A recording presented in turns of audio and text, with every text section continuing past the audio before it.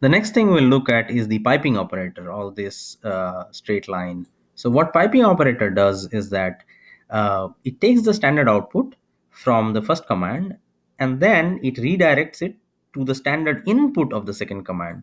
So in the previous redirection, what we saw was it takes the output and then saves it to a file. But in piping, what you can do is you can take the output of command 1 and make it the input of command 2, and you can use this in a combination of grep, find, and many other stuff. Let's look at some of the examples. Say for example, this is the piping. So cat, what cat does is it will output the contents of the this file, and if you do a cat, what it will do is it just redirect that output into another command which is less, and you can see it in a viewer, in the viewer form. Say for example, this is the echo or dollar history, and then you can redirect it into another command called more. So let's try something here.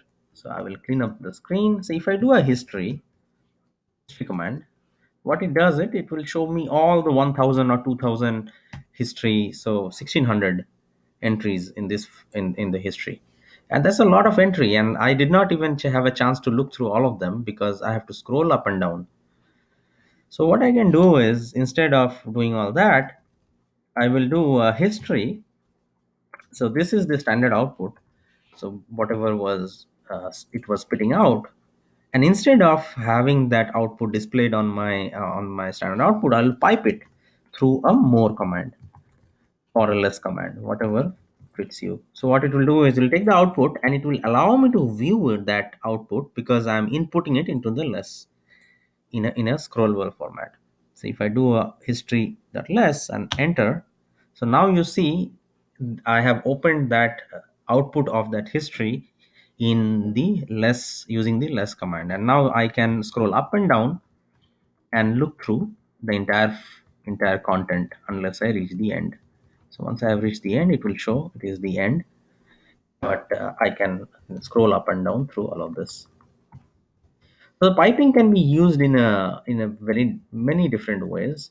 Say for example, what I want to do is I want to list out the history of, but I just want to see the last 20 lines of the history because I don't want to look at all the history. So what I can do is I can use a tail command along with this.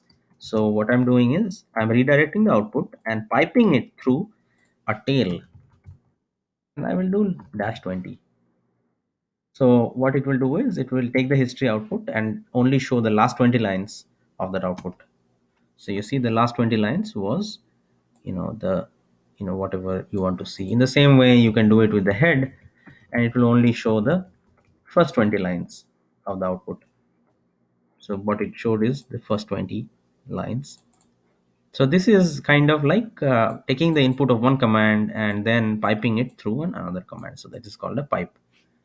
And you can do a bunch of fancy things, like for example here I piped it, and after that pipe it is outputting it the standard out, which is this is output, and you can still use a redirection operator after this. Say for example I do a redirection, so I want to save this output into a file.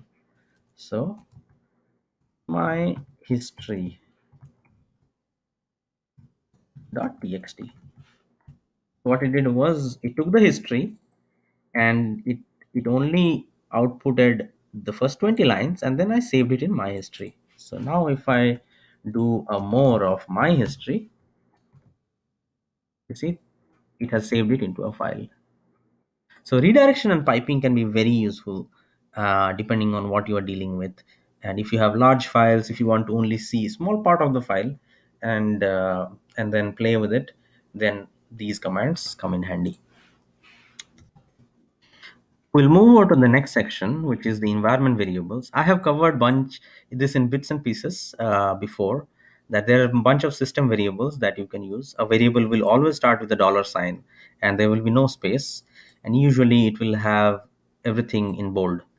So like we used before, that there is a variable called user, then home, hosts, architecture, display, printer, path, and history. And to know what the variable is, you can use an echo command with the dollar say user, and it will show the contents of that variable. Yeah, you can try host as well. So in this case, the host is Fermi, dollar host, and you see it is, oh, we did not say anything. Host name maybe, yeah. So host name is also a variable that you can use, and it says that the name of the host is tserve. So you can play, these are some system variables that is good to know. In the next part, what we'll do is we'll do a bunch of exercises, and I have listed out 4 exercises. This will help you get used to all the commands that we have learned, and if you practice them, you will be able to master all the commands very easily.